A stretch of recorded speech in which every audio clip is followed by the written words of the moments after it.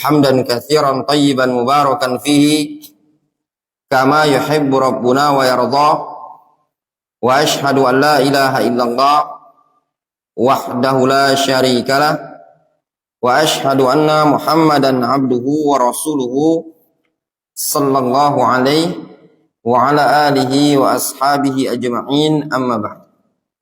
Ada yang tahu halaman hadis keberapa Dr. Fikri terakhir? Halaman 30. Ya.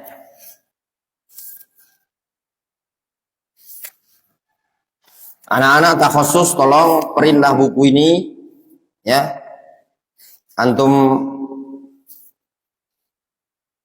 fotokopi atau ngeprint.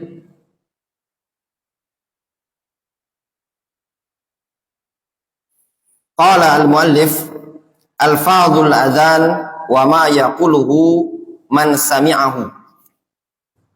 Muallif mengatakan alfadhul adzan, lafaz azan. Lafaz azan wa ma yaquluhu man sami'ahu, dan apa yang diucapkan bagi orang yang mendengar azan tersebut. An Umar ibn al-Khattab radhiyallahu anhu, dari Umar bin Khattab radhiyallahu anhu, qala Rasulullah sallallahu alaihi wasallam, Rasulullah sallallahu alaihi wasallam beliau mengatakan, idza qala al-muadzin, apabila muadzin mengucapkan Allahu akbar, Allahu akbar, faqala ahadukum Allahu akbar, Allahu akbar, thumma qala asyhadu an la ilaha illallah, qala asyhadu an la ilaha illallah. Kemudian muadzin mengucapkan asyhadu an la ilaha illallah, asyhadu an la ilaha illallah diucapkan lagi juga oleh orang yang mendengar. Thumma qala asyhadu anna Muhammadan Rasulullah, qala asyhadu anna Muhammadan Rasulullah. Thumma qala hayya 'alas shalah, qala la haula wala quwata illa billah. Kemudian tatkala muadzin mengucapkan hayya 'alas shalah, dia mengucapkan la haula wala quwata illa billah. Tsumma qala hayya 'alal falah, qala la haula wala quwata illa billah. Tsumma qala Allahu akbar, Allahu akbar, qala Allahu akbar, Allahu akbar. Tsumma qala la ilaha illallah, qala la ilaha illallah. Min qalbihi dakhalal jannah. Ini hadis menyebutkan berkaitan dengan lafaz-lafaz azan. Ini hadis yang disebutkan oleh penulis ini tadi. Untuk lafaz azan ada beberapa hadis. Ada beberapa hadis. Di antaranya azan yang diriwayatkan dari sahabat Umar bin Khattab atau dari Abdullah bin Zaid juga, dengan lafaz azan yang ma'ruf, yang masyhur ini tadi. Ini dikenal dengan azannya Bilal. Yang kedua, ada lafaz-lafaz azan yang lain, dikenal seperti azan Ibnu Abi Mahdzurah atau azan Abu Mahdzurah. Ya. Dibahas oleh mereka para ulama, apa hukum menjawab azan? Hukum menjawab azan. Ada khilaf di kalangan para ulama. Fal khulasa, hukum menjawab azan mustahab, walaysa biwajib, bukan wajib. Dikaji juga oleh mereka, apakah, saking detailnya ya, ini di buku-buku fikih masyhur, antum akan ketemu, apakah disyariatkan bagi kita untuk mengatakan kepada saudara kita ketika dia sedang ngobrol, kita mengatakan, diam, jawab azan. Sampai seperti itu. Ya. Ternyata tidak disyariatkan bagi kita mengatakan kepada orang yang ngobrol dengan mengatakan, diam. Dikarenakan tidak dipersyaratkan dalam menjawab azan harus diam mendengar dengan seksama. Berbeda dengan Al-Quran. Saya ulangi, tidak disyariatkan mendiamkan orang berbicara ketika muadzin mengumandangkan azan. Itu masyhur di buku-buku fikih disebutkan. Yang disyariatkan cuma menjawab azan, bukan diam. Makanya kalau antum lihat di beberapa buku, tidak usah jauh-jauh, bagi yang punya Fathul Alam, Ibnu Hizam, beliau menyebutkan contoh beberapa kejadian di zaman para sahabat, mereka sedang ngobrol, azan berkumandang. Tidak ada satu sama lain mendiamkan. Diam, tidak ada. Apakah mereka tidak menjawab azan? Jawabannya mereka menjawab azan. Bisakah? Bisa. Ya. Intinya menjawab. Rasul bukan memerintahkan untuk menyimak. Tapi yang diperintahkan oleh Rasul dan dianjurkan untuk menjawab azan tersebut.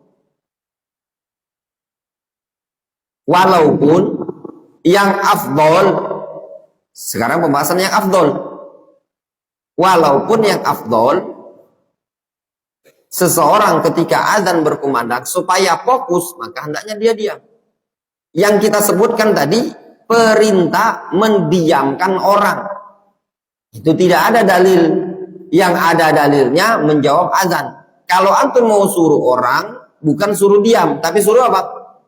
Jawab azan tersebut. Kemudian dalam menjawab azan disebutkan oleh sebagian penulis buku. Ana sebutkan bukunya. Al-Qaulul Mubin fi Akhta'il Musallin. Disebutkan di buku tersebut, di buku Al-Qaulul Mubin fi Akhta'il Musallin. Karya siapa kira-kira Dr. Sidi? Al-Qaulul Mubin fi Akhta'il Musallin. Belum tahu, belum punya. Belum punya. Karya masyhur Hasan Salman. Di buku itu disebutkan di antara kesalahan azan. Kesalahan orang yang menjawab azan. Dia menjawab azan sebelum muadzin kelar. Contoh misalkan, muadzinnya mengumandangkan Allahu Akbar, dibarengi sama dia. Salah. Kapan dia jawab? Setelah kelar lafaz Allahu Akbar, baru dia ikuti Allahu Akbar. Asyhadu an la ilaha illallah, baru dia ikuti asyhadu an la ilaha illallah. Kalau dibarengi, itu termasuk akhta, kekeliruan. Ya, termasuk kekeliruan. Menjawab azan, ya, menjawab azan sebelum azannya kelar. Jelas? Ya.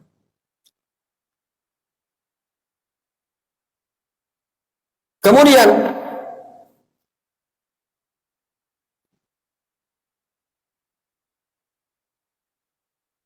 dalam hadis ini terdapat bantahan bagi orang-orang Syiah. Kenapa? Karena azannya Syiah dikategorikan azan bid'ah. Di zaman Rasulullah SAW, lafaz azannya hayya 'alas shalah, hayya 'alas shalah. Sedangkan Syiah, Rafidhah dan yang lainnya, mereka melafadzkan dengan hayya 'ala khairil amal, hayya 'ala khairil amal. Ya. Kemudian satu hadis lagi. Nanti antum hafalkan. Wa an Jabir radhiyallahu anhu anna Rasulullah sallallahu alaihi wasallam qala man qala hina yasma'un nida. Dari Jabir radhiyallahu anhu beliau mengatakan man qala hina yasma'un nida Allahumma rabba hadhihi ad-da'wati at-tammah was-salatil qa'imah ati Muhammadanil wasilata wal fadilah wa ba'athhu maqaman mahmudan alladhi wa'adta halat lahu syafa'ati yaumal qiyamah.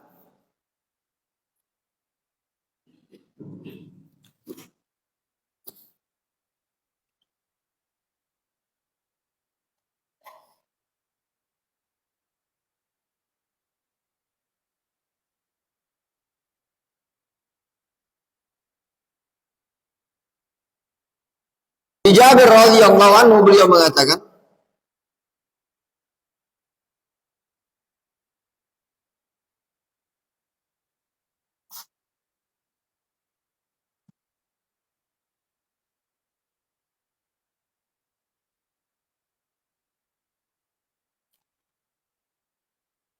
barang siapa yang mengucapkan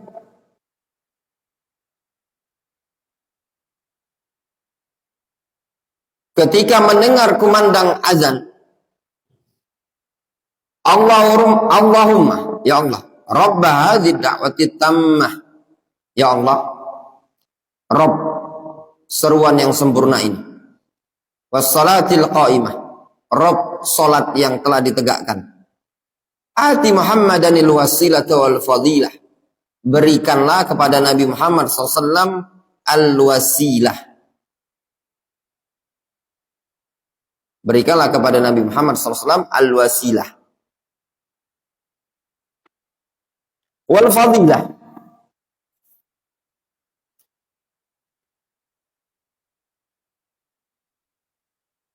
wa ba'athu maqaman mahmuda alladhi wa'adtah, dan bangkitkanlah beliau Nabi Muhammad SAW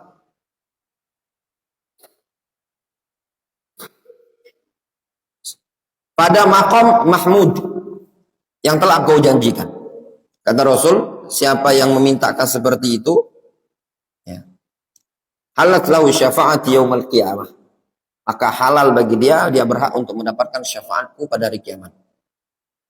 Ati Muhammadanil wasilah, al-wasilah itu maknanya tempat tertinggi di surga, tempat paling tinggi di surga. Sekarang wa ba'athu maqaman mahmudan, bangkitkan Nabi Muhammad SAW dalam keadaan mendapatkan maqam mahmud. Nah, dalam menafsirkan maqam mahmud,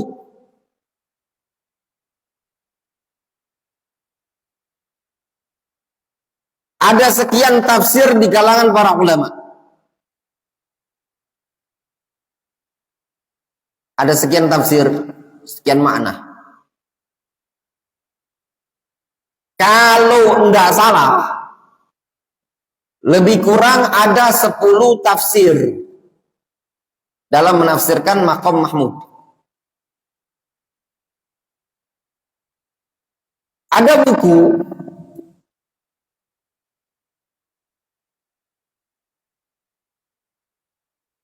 lupa anak penulisnya. Buku itu ditakdim Syekh Abdul Aziz Bura'i. Karena belinya di Fuse. Buku itu ada di rumah. Aduh, lupa pokoknya. Tipis buku itu. Nah, lihat, bagus sekali ini buku. Ya. Menjelaskan ikhtilaf para ulama tentang maqam mahmud. Pendapat yang rajih, maksud dari asa ayyab'atha rabbuka maqaman mahmuda, maksudnya adalah al-maqam al-mahmud ay asy-syafa'atul uzma. Syafa'atul uzma. Ya. Anda lupa nama bukunya yang tercetak, ya. Ada lagi orang Yaman, itu lupa orang Yaman siapa namanya, Asyura'i itu siapa? Kalau tidak salah Husain Asyura'i itu siapa, pokoknya orang dari ya, dari Syekh Abdul Bura'i, dari Ada juga judul lain buku, judulnya Al-Khabarul Ma'hud fi Bayanil Maqamil Mahmud, karya Kamal Ibnu Thabit Al-Adani rahimahullah ta'ala, udah meninggal pada perang Damaj, sekitar 66 halaman yang menyebutkan